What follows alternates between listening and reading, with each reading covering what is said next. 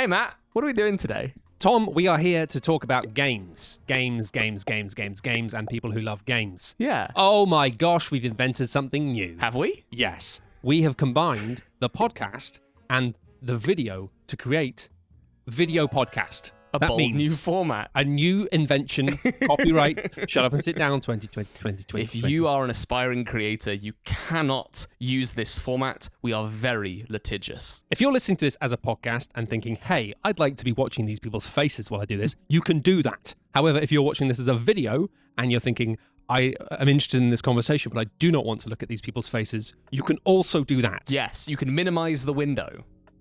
You simply tap out. It'll be a podcast on our feed. Oh. Shut Up and Sit Down has a podcast. You can listen to podcasts as well. Yeah. Okay. What are we doing here, though, Tom? We're going to talk about some games, Matt. Specifically, our favourite games of the past year in board games.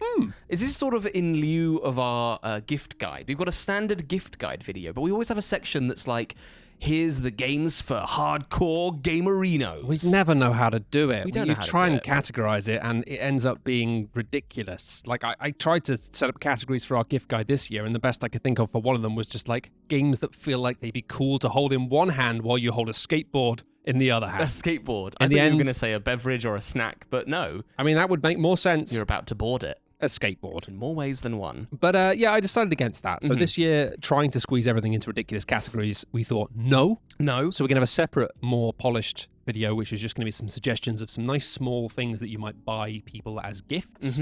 And then we got this, which Yeah. is basically a discussion of our favorite games of the year. So Yeah. this is kind of a recommendation gift list for people who are more gamesy. Yeah. But it also just serves as a little slice of excitement for anyone who just wants to hear us talk about games that maybe we've already mentioned and maybe we haven't. We've mentioned a lot of these before, but Well- some of them we've only mentioned on the podcast. Again, an advantage of if you're watching this as a video is you might not listen to the podcast. But which will be crowned our best favoritist game That's what we're doing here. of 2024. It's a gauntlet, is it? I didn't actually explain that, or I just had the idea then. We've just invented something else. This is incredible. Wow, we're running at a rate of knots. Well, how are we going to determine what games we're going to talk about here? I'm going to put my hand into a mug. Not that mug. And I'm going to. Oh, not that's that mug. that's the wet mug. That's the wet mug. I'm going to put Please. my hand into dry mug. Dry mug. And pull out a little piece of paper. And on that piece of paper, hopefully, we will have the name of a game and not another ethnic slur. Thomas. The first game, it's Earthborne Rangers. Ooh. Now, this was one that we had to sneak onto the list. Just for clarification, the games we're going to be talking about today are not going to be necessarily games that came out this year. Yeah. Because honestly, that gets you into a whole pickle of like reprints, reproductions, whatever. A good chunk of them are, but some of them are like new to us. New to us. One of them is definitely didn't come out this year. We'll get to that one later. Yeah, you can't keep putting Bonanza on the best. I can. No, you can, because it is the best. Earthborne Rangers. I reviewed this a while ago, and it's superb. I think about it an fantastic. awful lot. It's just a dense box of cards that allow you to unfold a weird adventure game out for you and your friends, or maybe just you on your own. I've heard some people say that they don't like the idea of playing this with other people because they feel it'd be too slow. Oh, interesting. Which is interesting, right? Yeah, you kind of have to be a bit of a jack of all trades in that scenario, wouldn't you? A real nature aficionado. I found the pace of that game really lovely. I played it at 2 and I thought it was delightful. I think often with these big adventure card games, it's tricky, right? Because a lot of the time with this, when we're reviewing things, you kind of feel like, well, we should check it out at every single player count. But there are some kind of immutable rules that unless a game has really specifically done something different, you're always going to find that any deck building adventure card game is going to be best with 2. This is just a fact, is it? This is just one of the hard tenets of the board game universe. You've got that level of complexity with more people. It slows down and you don't have the same fun of synergy. It's very nice, the sort of exploratory nature of it. When you've just got one person, it feels like it's a game about exploring. So you're exploring with that one other person. But also there's an element of Earthborne Rangers that kind of requires you to explore its rule set initially. Yes. It's very much a game of working out how things hang together. And I think if you had a full table of people, maybe that's going to become a little... There's some fiddliness to that game. But at first it's frustrating. And I talked about that a lot in the review, about the fact that sometimes, at first I was like, why are there so many keywords? This is just annoying. But then I realized that there was a purpose to that. And as the game moved on and I started to understand the difference in the keywords and why they were there, I was like, oh, this is really cool. Yes. I get it. I get it now.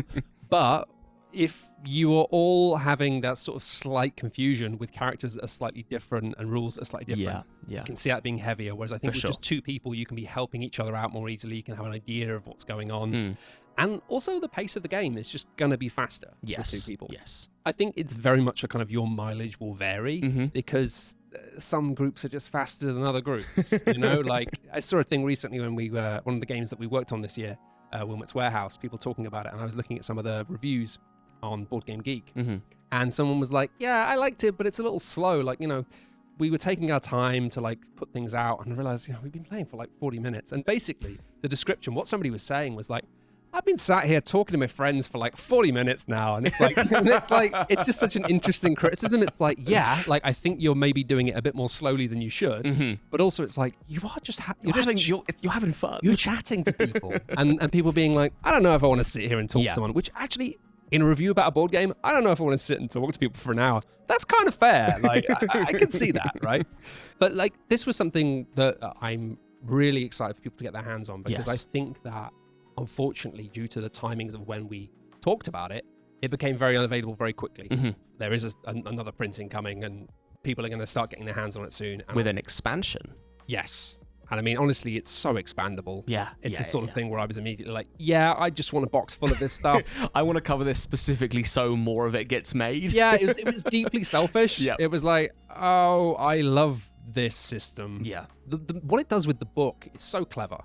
System of like, okay, well, have you met this person before? If you have, then like kind of choose your own adventure for each of the individual cards. Allows it to like explode out in so many different ways. It's amazing how much of the interaction is done off of the cards, in the sense that there's a lot of text on them, obviously, but that means that like the ecosystem stuff that's so exciting about that game, the really like sort of like knotty ways that different things interact, that's just balanced on those keywords. But then all of the like big sort of lore text is off, you know, in one corner. But you rarely feel like it's a chore to go and look at it because you're playing the game for so much of it. You're like engaging in what is in front of you on the table for like very long stretches before going, oh shoot, we need to chat to this person now. Let's go and look in the little book. Yeah. Yeah, it's a delight. I really, really enjoyed my time with Earthborne Rangers as well. I think it's fantastic. I'm looking forward to like more of it so I can just dive in again and again and again. I wanted to be a gardener, but I was a different guy, but I wanted to be a gardener. Did you down. like? I think we might have talked about it briefly on the podcast. We made like, the same character, yes. We made similar characters. No, we made like basically exactly the same character. But did you get far enough in the campaign to see all of the different ways that the way you deal with the tutorial can influence the game? No. It's so good. Wow. Like there's literally a thing where it's like you get given a tutorial mission, go and deliver these biscuits, and like we just did it. Yeah. We got to deliver the biscuits. But the game fully accounts for the fact that A, you might not deliver the biscuits. You could eat the biscuits. You might eat the biscuits. Or like you might deliver some of them and wander off. Right. And then it has like ongoing gentle ramifications about That's what delightful. you did. Like Yeah. in terms of like, it's just very neat for like 6 hours to be like, if you ate the biscuits, like if you got caught eating the biscuits, then say that we're this going to have happens. problems. In a way that I'm like, that's so cool. Like Yeah. very much off the bat being like, this is your first mission of the game, but like you can just wander off from it and not do it. It takes your head. It took me a while to get my head around the structure of it and the fact that there isn't any structure. Yes. Which is a bit hard to get your head around at first. I think that's the thing that's kind of, I think a lot of people in response to the Earthborne Rangers review that we put out were kind of like, oh, I don't see how this is like any more exciting and different and strange to like the Arkham Horror living card game as a you know good example. And I think that there's an element of truth to that, in that there is a lot of DNA in common with that game, but it's those little subtle evolutions all over it that then kind of build into, by the end of the tutorial, something where you're like, when you realize the structure is so soupy, you're like, oh, like we can just kind of play this game at whatever pace we want, but the game knows that we're playing it at that specific pace and will react to it, which is delightful. And it does activate. It's funny, it lets you play for a while, and then when the story stuff starts happening, it does start engaging with some threats and some timers and some things in a way that you're like, oh, okay. Like, It's on now now. we've learned how to use the playground. Now we actually have to do things in the playground in a way that I was for a while being like, is this going to... Are we just wandering here? It does get spikier. But I do think you need that time to work out what's happening before you get dumped into that, because it takes a while. Yeah. And like I like Arkham Horror, the card game, a lot. It's great. But it does feel like a lot of the missions and stuff they're more gimmicky. Gimmick's not a bad thing, because it's like each one is like a little thing of like, well, how do we do this? Yes. How like a puzzle box. Yeah, and that's really fun. But having something that unfolds more slowly is like, I can see why people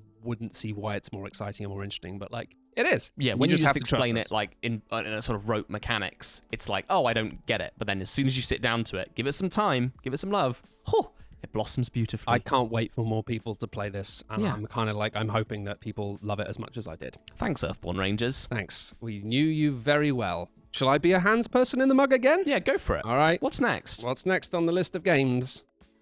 It's Daybreak. It's Daybreak. Daybreak. And the sun comes over the bloody wind turbines. Okay. Take them down. This is a game we cover.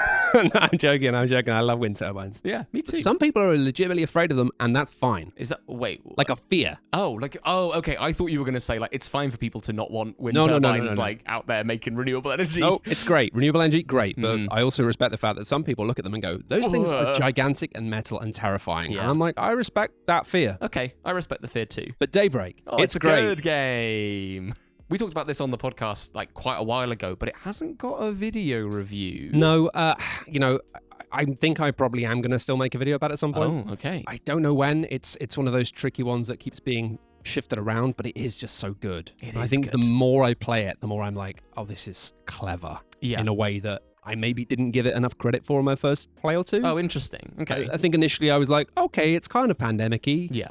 but the way it models systems is fascinating. We should explain before we get into the weeds. What is Daybreak for people that didn't know? Yeah, watch the video. There isn't a video.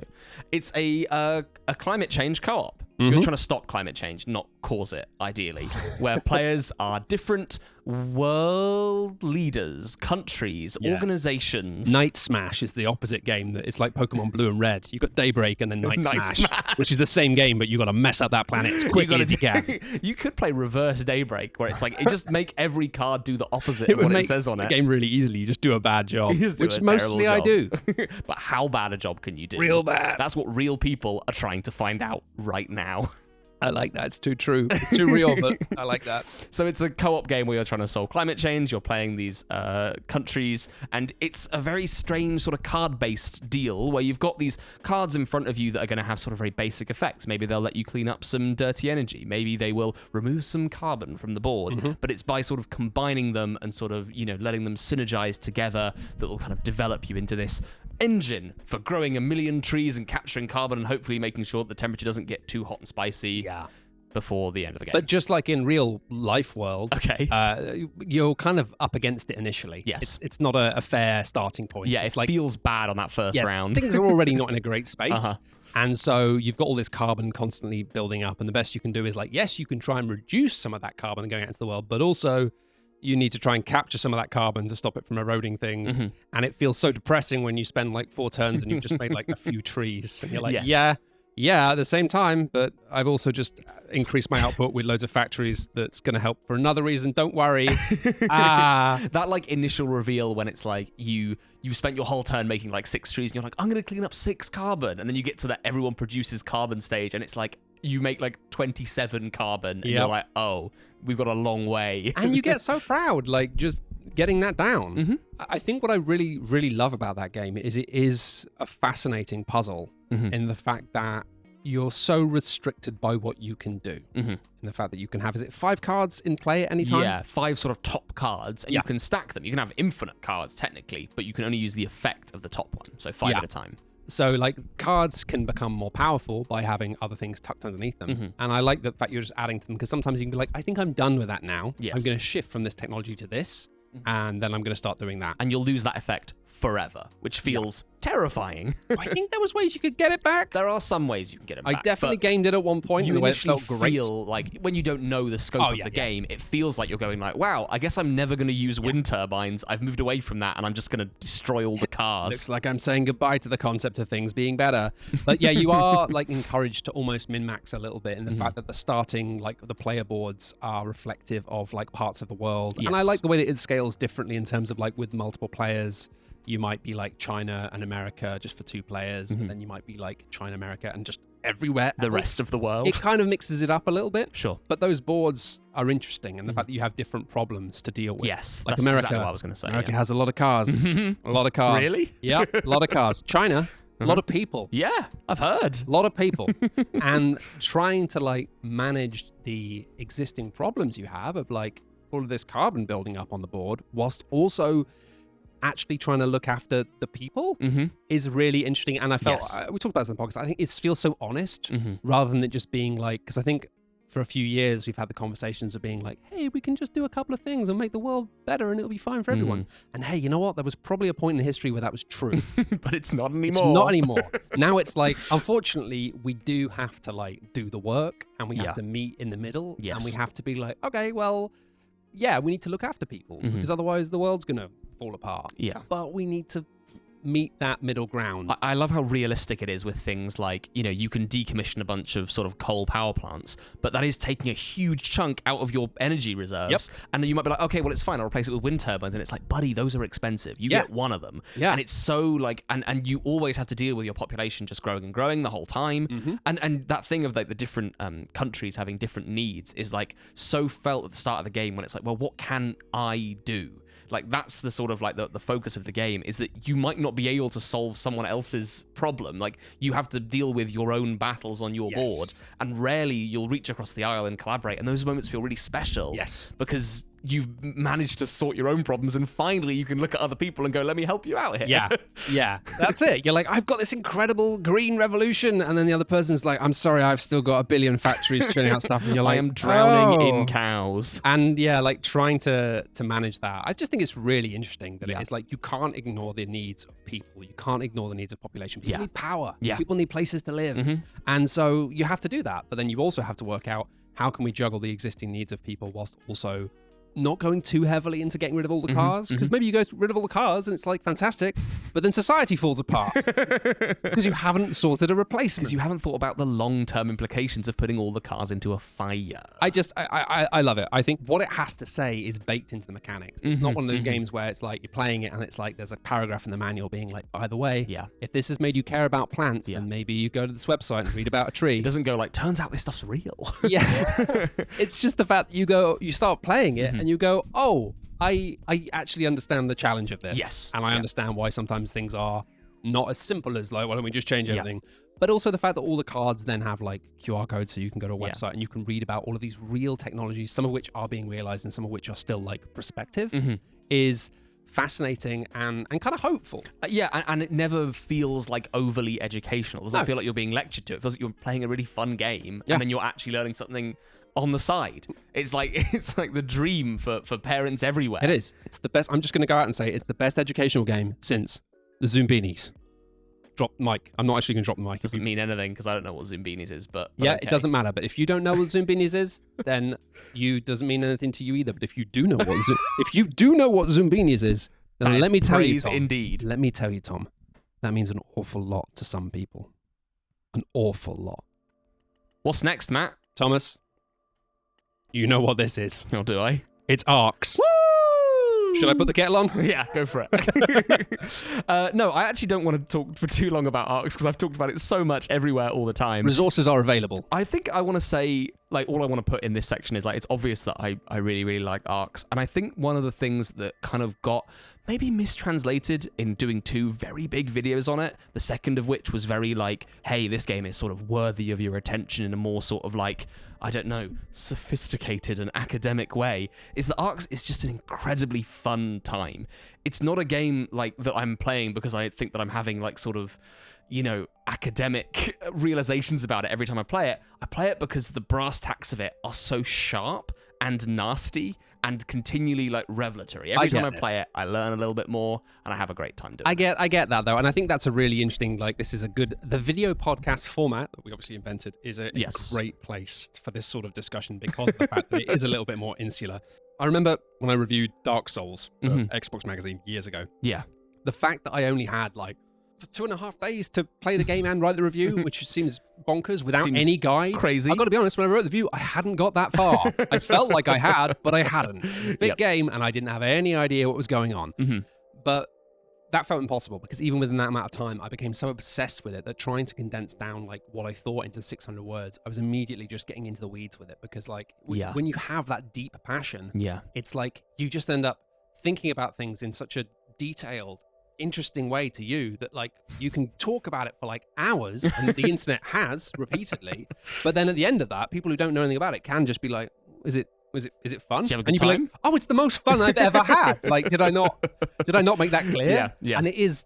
There's no way out of that. I think it's like if you are somebody who is a critic, then you have to have passion. You have to allow yourself passion. But there are points where that passion is a pit that it's very hard to climb out of in a way that feels sensible. And you know what I've realized immediately is that such is my excitement and passion for ARX, is that I assumed everyone just knew what I was talking about when I said it there. Just to give you the little recap here. This is it. It's it's a pit. Passion is a beautiful pit. And it's important for us to be able to like come out of the pit and show people a shovel of dirt and be like, hey, look at this, it's cool. It's cool. But sometimes we get in so deep that we're just shouting from the bottom of the pit and we're like, people are like, sorry, what? And the only people we're speaking to are the worms. Anyway, it's a trick-taking game in space. Yeah. I've played it a couple of times and I liked it. I remember that first time we played it where I taught it to you and you absolutely demolished me at it. Yeah. Just cleaned the floor with me. And every time you took a good move that like I was like, oh, how are you doing this? You were like, well, you did teach it very well. Yep, 100%. And what was great about that is before we started playing, I really, in absolute joking fashion, smack talked the hell out of you. Yeah, and I was like, I'm going to tear you apart. I'm going to rip you a new one. You're dead. You're dead in space. I'm going to ruin you. And then, weirdly, I did. You did. That never happens. That never happens. Since then, I've only become stronger, and I demand a rematch. Is your love of ARX purely fueled by competitive rage? There's definitely something to this idea that, like, I have played it so much because I'm quite bad at it. And there's something really joyous about coming out of every game feeling like I've learned something or come a little bit, just become a little bit better at it every single time. And it's like something that is deeply confounding. That game is like, it's so dense and chewy and intricate that you feel like every time you play it, you've picked up a little trick that you want to use next time. I'll be interested to see how it like shakes out long term against something like Root, which is obviously a game from the same people, and like a game that definitely had a similar rub at first of feeling like, oh, but I feel like with Root, you didn't have to play it for that long to kind of realize that actually this tantalizing feeling of like, oh, there's so much here to learn and do. I realized like, well, lots of people realize, some people still love it, but I realized after a while I was like, oh no, there isn't. It's more for it was the more replay value it wasn't there.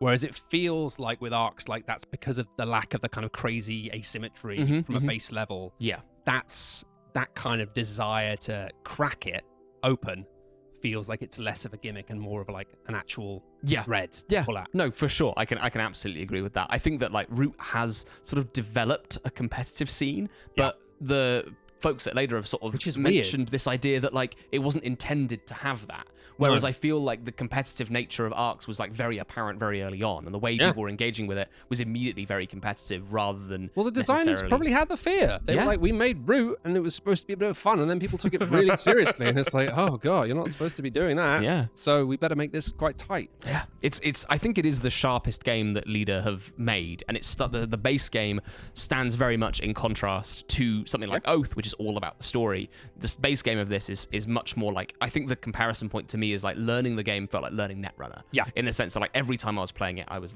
getting something new in the old brain. And then the campaign is like, I don't know how you would, square that. It's just bonkers. Yeah. I mean, not played it yet. We need to. It'll be a good time. It's crazy that it's just the Vale expansion is like much bigger than the base box. It's like 3 times bigger. Sorry, what? This is crazy. Yeah. I mean, I respect the audacity of that. And the other thing is, I haven't stopped playing it. That's the scary part. It's really damaging for my job that I just keep playing ARX. But it's because it's good. It's fine. You got to pick a lane. It's fun to have fun. Got to pick a lane. Give us my lane is a separate one, actually. We'll mention it towards the end, but I have a game that is similarly, it's unfortunately a very little editorial value, which is a thing that unfortunately we have to keep an eye on our editorial diet. It's true. Because otherwise, like, we can't do that. Otherwise, we're just talking about, hey, that's my fish every week. Yep. And that won't do. That channel really bombed.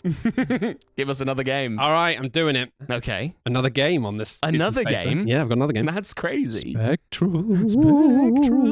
Spooky, spooky. Ryan Courtney. That's the one. Why is he in my house? Get him out, please. Does it sound like the pipes in your house are making weird noises at night? That's because Ryan Courtney's in there playing with them. He loves pipes. Scary guy. Yeah, so as Matt has alluded to there, Ryan Courtney, designer of Pipeline, designer of Curious Cargo, and designer of Trailblazers, which is not a pipe game, it's a Trails game. Yeah, Come on now, let's not be silly. They're pipes for your feet. They're pipes for your feet. Has designed a deduction game called Spectral. And it's really good. Yeah. We covered this in a little 5 small games roundup video, so I thought I'd just mention it again because I played it recently. It's good. Holds up great. It's really good. Your little a gang of sort of adventurers going into a haunted house, trying to find gems, trying to avoid curses. Basically, it's a deduction game where every time you gain information, you're also sort of placing a bid on that space in a weird way. And then at the end of the game, any curses will sort of eliminate those bids. So you want to be very strategic about not just what information you're choosing to uncover, but specifically what angle you're approaching that information at to make sure that you don't get cursed. Yeah, because you want to be in spaces that have Gems. treasure in them, not curses. You don't even want to be next to one of the spaces. No. You could be next to a space with a bunch of gems in it, but if you're also bordering a space with a curse... Because you're never actually in a space, are you? You're on the edges of spaces. In the corridors. On the edge of space, in the corridors of time. Wow. Very Twilight Zone. It feels to me like if Diamante is hopscotch, then this is chess. Yeah, of like it's just extrapolated in lots of different ways, and you're like wanting to avoid like bad things in a dungeon. That's a really bad That's analogy. Terrible. It's not good. That's bad. That's bad. Leave that in just to show that sometimes I'm an absolute turd, a brain turd of a boy. It's good. It's good. It was spicy. I really enjoyed the gradual, like, trying to work out what was happening. And the fact that you have to put people out there, really, to start getting that information. Such a horrifying realization, I think, in our game when I realized that I thought I was doing really well. And then I realized I was cursed to heck. And I was like, I got the information. I was like, oh, no, I deducted slightly badly earlier. And now I've put all of my eggs into a cursed basket. Yep. Yeah, the layers of the deduction, it gives you a lot of information quite quickly, and I think that the benefit of that is that you can make really big leaps later down the line, which is so nice because at the end of the game, any pieces you have left that you didn't gain information with are just like really good for points. So it's about trying to, because of the way the game's set up as well, you could have a situation where there's very few safe gems on the board, and so the best sort of move is not to play. Sometimes the best move is not to go into the haunted evil place. I'm out of here, guys. No gems are worth actually dying. I know it's a haunted house, but seriously, the vibes are really off. More off than on, I'm out. It's very good. It's very and neat. There's an expert mode. I haven't even played the expert mode yet because I found the sort of like basic mode just really satisfying. Too scary as well. Yeah, way too scary. Yeah. Another game? Yes, please. Oh, it's Leviathan Wilds. Oh, we both like this game. It's a great we both game. like all these games. Yeah, we're pretty aligned. Yeah. Like every now and then we'll have something where we're like, I hate this. And that's nice. It's nice. But Leviathan Wilds is not one of those games. It's delightful.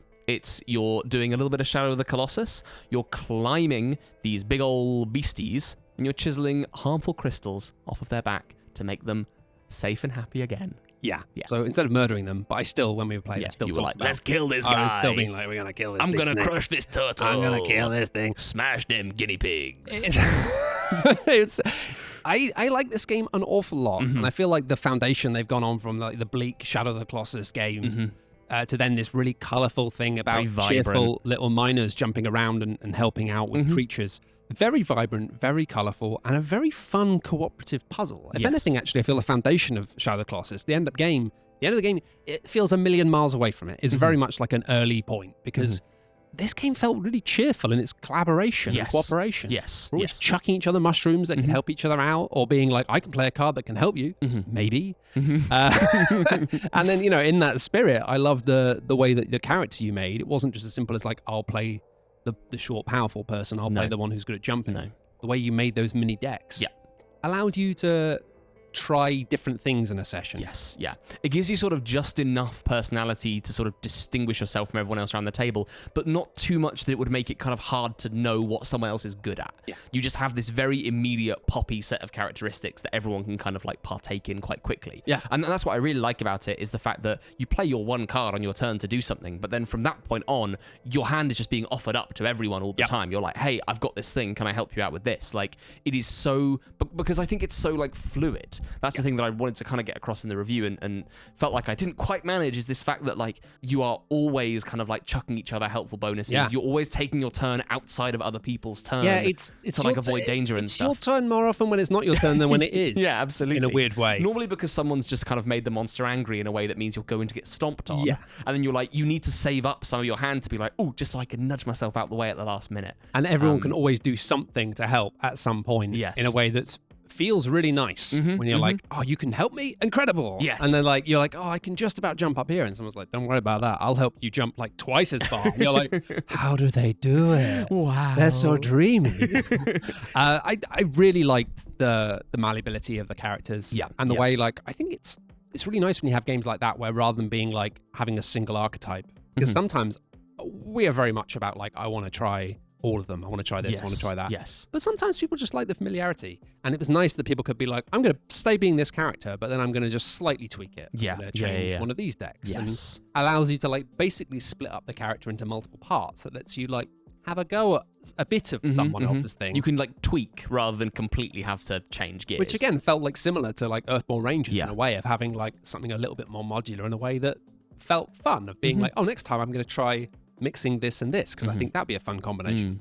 And I really, really loved the fun flex in that. Like, I love being the gambler and just left me. I think everyone else around the table hated you. Yeah. It sucked. Yeah, you should not let me be a gambler. Because anytime I had the option of being like, well, I could flip a coin and then maybe it's good. Why shouldn't I do it? The amount of times when everyone was like, oh, I'm in trouble, I'm like, I can help.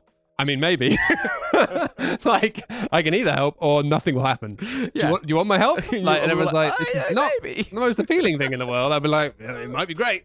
Might be nothing. Yeah, good character. Great character. I feel like it's a game, I have said this in the review, but it's a game that kind of loves its climbers and it gives you all these like lovely characters that you can play as with all their weird abilities, but it also loves the monsters that you're climbing as well. There's so much variety. Like I think there were some comments saying the first few monsters, very much tutorial mode. Like they're satisfying, they're good to get to grips with the game, but like the game really shows its hand after that. When the monsters become very weird, they've got some fun little gimmicks involving like specific timing and engaging with them in certain ways, little sort of sub-adventures you have to deal with while you're doing the main thing. Just really like clean, good, very like generous co-op design. Yeah, I think so. Honestly, generous is a good word. I think it actually reminded me in some ways of like a good era of video game design.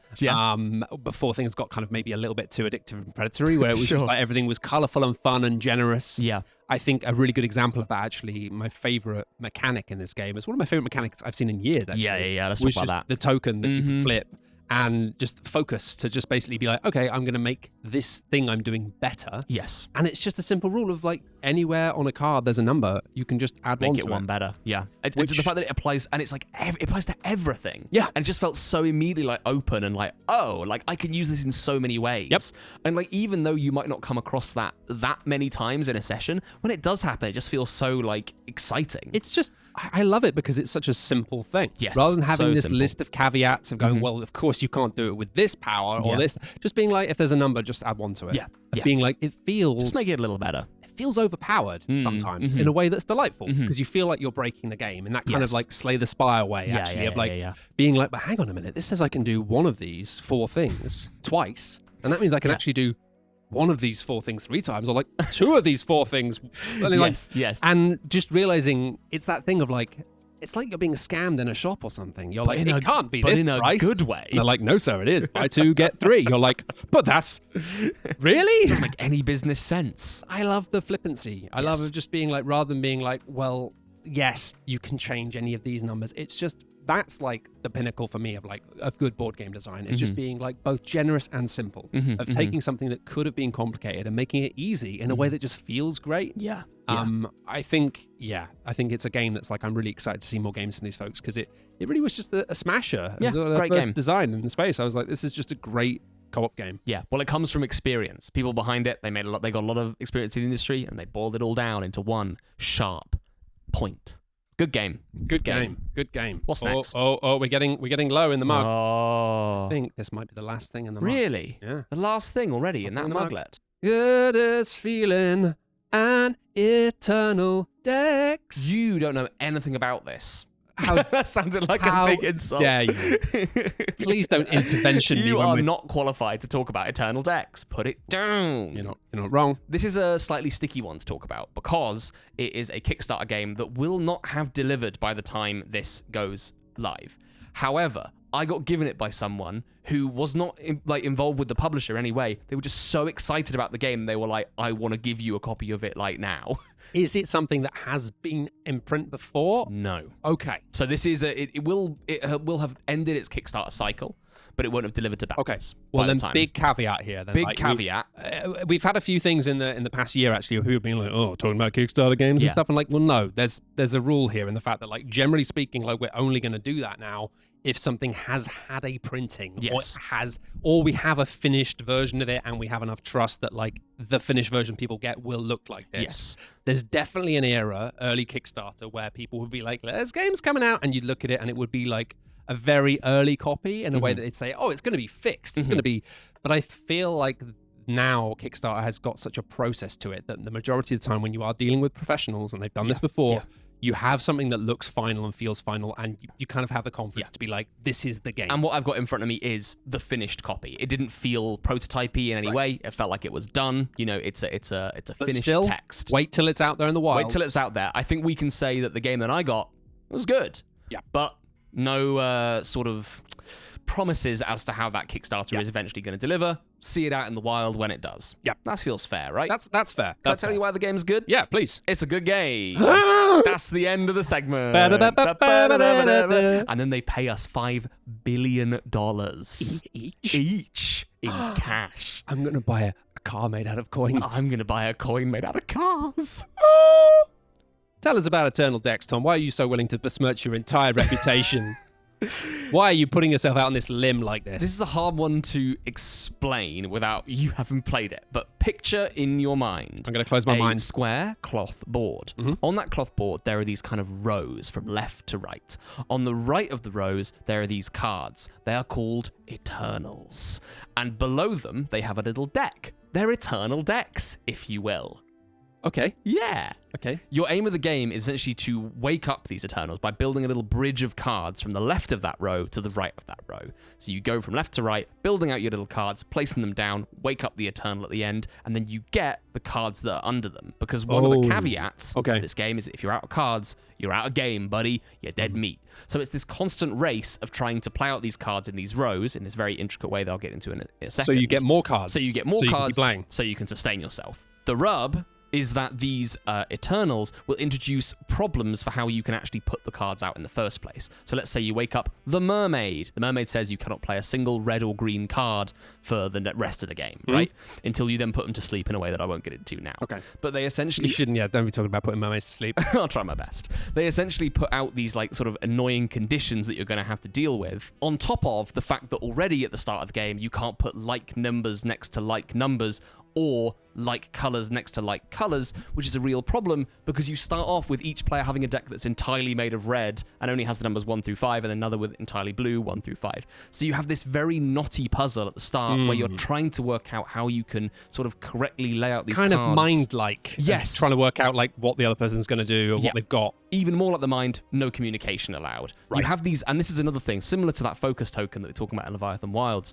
I really like that Eternal Decks has these communication discs, which don't have any intended sort of communicative property. It's just about where you put them and how many of them you put down that you're trying to like transmit information in that way. Right, okay. So you could put 2 in different places to be like, I could go here or here. Or you double stack them in one space to be like, I need to go here, otherwise I'm out of cards or something like that. Yeah. Here's the thing that I think is really special about it, though. It has this base game mode where you're trying to sort of wake up the Eternals and essentially survive long enough that means you can get through the game.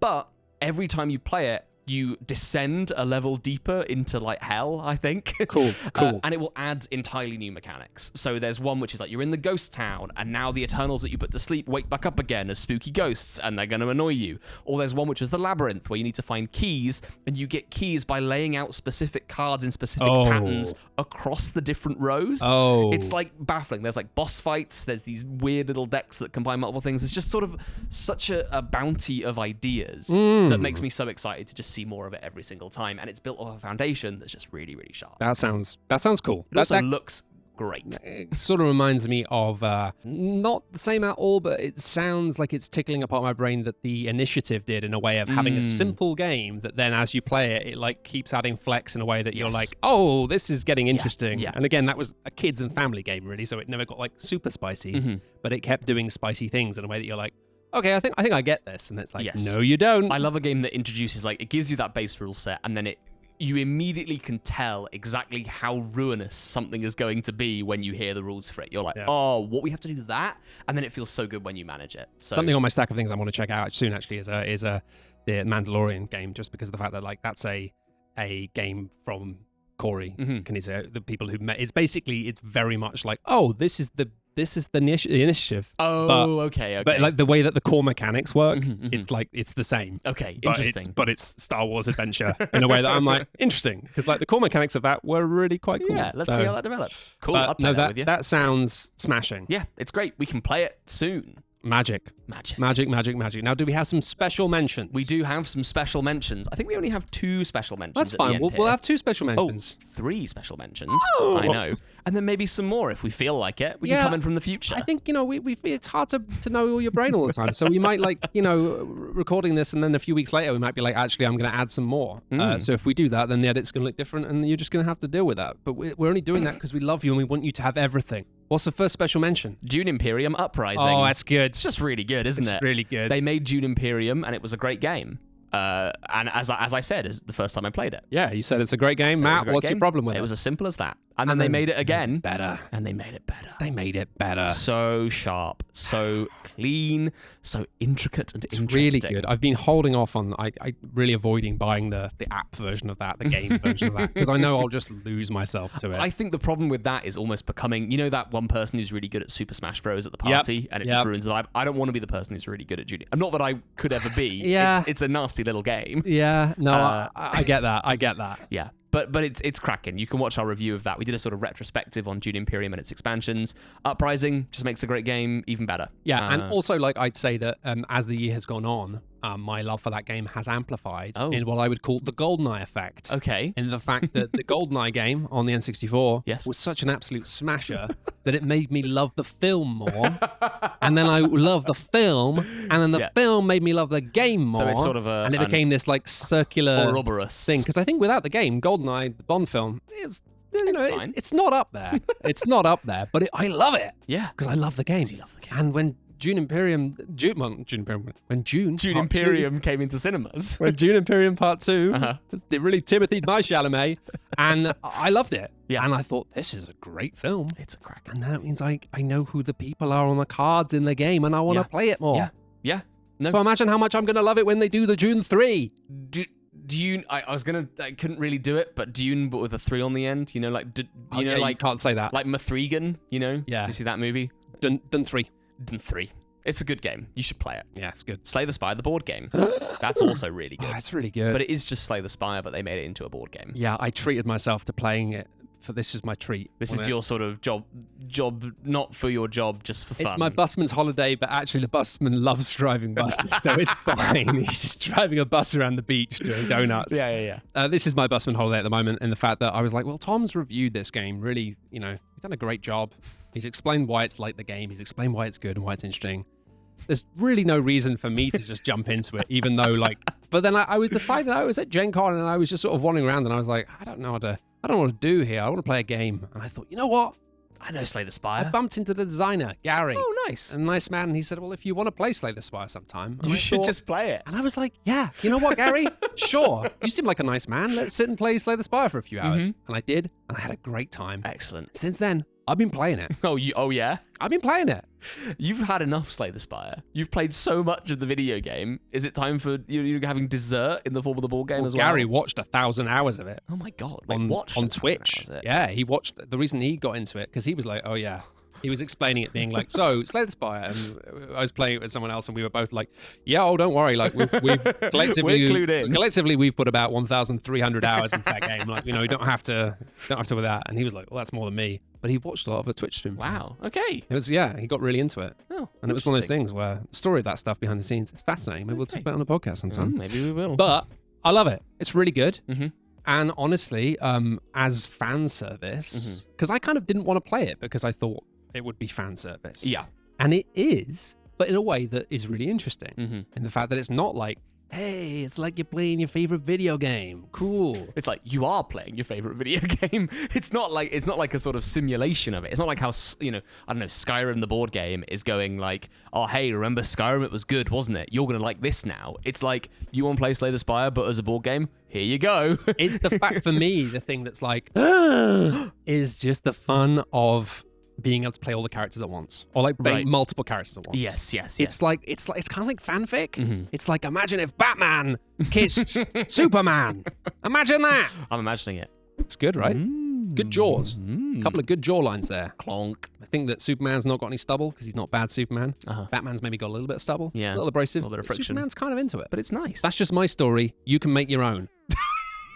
It's just like that. It's just like that. Yeah, no. All right? Those moments in the board game where you sort of get to like put cards from the wrong deck into someone else's deck is so good. When it's like, oh, I'm the Ironclad and now I have like all of these like, although that did happen in one of our games where there was one of the events or something made us like swap cards around. Yeah. And it was like someone ended up, there's like, oh, I'm the Ironclad and now I get focus or something. Oh no, not focus, whatever the thing is, the lightning orb, something like that. And they were like, this is now just dead in my deck. Yeah, how do I get it back to useless. you? Yeah. No, it giveth and it taketh away. It really nails a few things, and one of the things it really nails is it makes you feel like powerful. Yeah, and then it shames you. Yes, okay. Because you can be like, we can do this, that, and then you end up like, we had that thing where we traded cards around, and it felt massively overpowered. It's like, oh, what the heck? We've just made our characters the best, and then we just got whomped by a boss in a way that was like, yeah, that's Slay the Spire. Very true of the video You're game. Like, nothing can stop me now. I feel like a king. It's like, you are dead. I've got infinite. It's like, you haven't. But I love the way that the game allows you to play in a way that's more reckless. Yeah. And sillier because of the fact that you are not having to this is from the perspective of someone who played way too much Slay the Spire. You're not having to begrudgingly take that card that gives you shield because you know that if you don't have any shield that you're in trouble. And you can just be like, hey, does someone else want to deal with giving me shields every now and then? And I'm going to completely ignore them and go absolutely hog wild with swords. Mr. Kill now. And like, yeah. But also you get to have like a real nice time sharing like those moments where you feel clever, where you're like, oh, I'll do this because this is nullified by that. Everyone gets to go, oh, because you all know the implications, because you all know the game. It's like speaking a language that you all understand, and it's really nice to just sit and like, it's kind of like a lot of the exercise of the game is you feel like you're just talking about Slay the Spire, but you happen to be also playing it while you're doing it, you know? And I could do that forever. So like when someone tells you about their really bonkers run inside the Spire, and you're like, "Don't worry, buddy, I can see it happening in front of me." Yeah. And I'm proud of you. And then we got one more for now. It's the Vale of Eternity. Vale of Eternity. I've still not played this, but you really like it. No. It's good. That little. Well, no, it's fair enough. It's as we just explained with Slay the Spire. Once people have done a thing, it's very hard to go back. It is. And find it again, and that's just the nature of the beast. I'd like to play it. It's good. If I had it with me, I don't. Then I play it. You don't carry it around like Compile, and that's why it's in the honorable mentions, not on the main list. Exactly. Of course, I keep a copy of Arcs in my back pocket every day. It's too big. Like it's too big for a pocket. Yeah. Vale of Eternity. Really lovely. It was one of those like kind of in the same way when we talked earlier about Leviathan Wilds, the fact that it kind of hits that sweet spot of like that video game design of feeling like chunky and fun. It feels like a reaction to the tendency for games to end up being like methodically balanced and careful and small. In the fact that all of the cards in the game just feel great. Okay. You just get a card and you're like, this is cool. And there's a deck of like 70 different creatures. The game is effectively a constant like auction each round where you just draw out cards and then you just take it in turns to just, well, drafting actually, not auctioning. Sure. It feels like auctioning because sometimes you get money, but you draft things and then effectively once you've all drafted everything, you then choose if you actually want that card or if you want the listed kind of value of it. Right. Okay. So it means that when you're hate drafting, you're kind of getting kickback. 100%. You'd be like, hate drafting, you just do without thinking. Okay. You're not like, oh, well, I'm doing that. You're like, of course I'm stopping them from doing that. And, I'll get something. I'll get a bit of kickback. Which is, feels less mean. Just all of the powers feel great. Okay. Everything feels juicy. Everything feels nice. And it has a really nice escalation in the fact that, like, because all the cards are unique, you never have a round in the auction, like, drafting bit where it's just boring. It's never like, well, it doesn't matter because everything is always different. So it's always like, well, what's better out of these two, rather than being like, whatever. Just chuck the chip on. Getcha. You're always engaged. You're always looking at it. The game is super fast, and it has a really nice wrinkle in the fact that you can only ever have 4 like coins of any type, which means you really are like hamstrung by which types of things you have, and you can't make change, and you can't combine them, which means you can either have like maximum like 4 magic pounds, or you can have like 24. Right. Okay. So there's a bit of a stretch between power levels. It's easy. It's very fun. It's very generous. It's very bright and cheerful. I've got a lot of time for that. Just a small, simple, delightful I'm thing. Seek it out. I'm gonna seek it out. I'm gonna allow myself some non-work. Honestly, I'd say time. it's a great game to play at a con. Okay. So when you're at a con sometime, you see some people, play it there. Let me in. We're halfway through our game. We don't have. We're at the max of the player count. It's so quick. Yeah. Let me just start again. I'll be like, you must start again. Muscle your bum in. But do you know who I am? That's what I'll say. Get them to draft it in. Get them to draft it in. I want to play. Let me play. Let me join. I had that. It's a side, but when I was at Gen Con, it was really strange in the fact that like the people I was hanging out with were busy in the day. They were all working, and I was like on my own. They were doing jobs. We don't really go to cons on our own very often. And I found myself just walking around, because Gen Con is like a dinosaur convention that's very terribly run by people who don't care about it, or worse, are just bad people. They didn't have any of the niceties of like, hey, meet people, play groups together. None of the looking for group, looking for teacher stuff. Do you have money? That's all that we care about. Yeah. Come in, bring your money, get out. And because of that, it meant I was just wandering around looking at people playing games, being like, I quite like to play a board game. Can you let me in? And it was this weird thing. I was like, I can't tell people this. It's like people will be weirded out by it, but also I just thought it was quite funny. I was just like, I'd really like to play a board game with somebody, but I don't have anyone to play a board game with, which just felt like a ridiculous position for me to be in. Yes, for us. But being too British to just sort of say to a stranger, can I play a board game? It's more common than you think. That's a problem for us. It is. Having people to play board games with. It is. Turns out if you make people play a lot of board games all the time, they might want to do anything else. Yeah, they might resent you, avoid you, pretend that they're dead. Yeah. They might fake their own death. Maybe. Keep bumping into people in the supermarket that I thought had been dead for years. Turn out they just got really fed up with that campaign. Yeah, just hated playing Gloomhaven. It's fair. I mean, right. It's not for everyone, but I love it. Is that the end of this video podcast? For now. Thank you so much for watching this strange little video that we've made. Video podcast. I've got to get the format right. About our favourite games of the year. Yeah. It's been a journey. Yeah. It's been a triumph, I would say. It's been a delight. What a year. Yeah, what a year for board games. They keep making them good. They do keep making them That's good. what makes the job exciting, is that every year you find great stuff that it comes out of nowhere, doesn't it? Every year you stumble across something when someone says, have you seen this thing? And you go, no. And you check it out and you go, oh, it's good. It's good. How are they doing that with cardboard? I don't know. It's magical, isn't it? But if you want some more recommendations, especially for gifts, these are all like bigger, chunkier things we talk about here. But we got maybe a gift for yourself. Maybe a gift for yourself. No one's going to judge you, all right? No one's going to ask any questions. Your tax person might ask questions. You don't have to answer them. We got a video which is a gift guide thing. You can go and watch that as well, which is just going to go through some things that are small things that you might want to buy for yourself or other people. Yeah. Lighter, peppier, breezier. And also, if you've enjoyed what we've been doing this year and you've enjoyed just us making videos, podcasts, basically just trying to find a way to be excited about games and share that excitement with you, then you might consider chucking us a few magical pounds or magical dollars on the internet. They're real pounds or dollars. Let's not beat around the bush here. We don't accept magical pounds. No, I would accept magical pounds. We only accept cold hard cash. I would accept magical pounds, but that's only because I'm kind of like Jack and the Beanstalk level, degraded in terms of I got these magical pounds. And we're like, Matt, your rent is due. Anyway, you can go and do that on our website or via Patreon. There'll be some links in the description. We love getting to get excited about games, and it's wonderful for us to be able to spend the time to talk about games in a way that we're excited about, to tell you why they're interesting, and not do that via the medium of taking lots of money from publishers that just talk about games from publishers who have money. Yeah. We don't take any. No, we don't. And this is the only way that we can do that at the moment, is to say to people, hey, if you can afford to like chuck us some cash so this continues to exist and thrive, then feel free to do that. Go for it. But if not, then maybe we just made you spend all of your money on board games, in which case it's kind of our fault. Sorry about that. Never mind. We should set up some kind of tax system. Whenever anyone buys something, we just get like a bit of it. Can we have VAT? If you work for the British government, can we have VAT? Please. That's like tax. If you're American, it's like a tax. If you're American, it's like tax. All right, bye. Funny joke. Bye.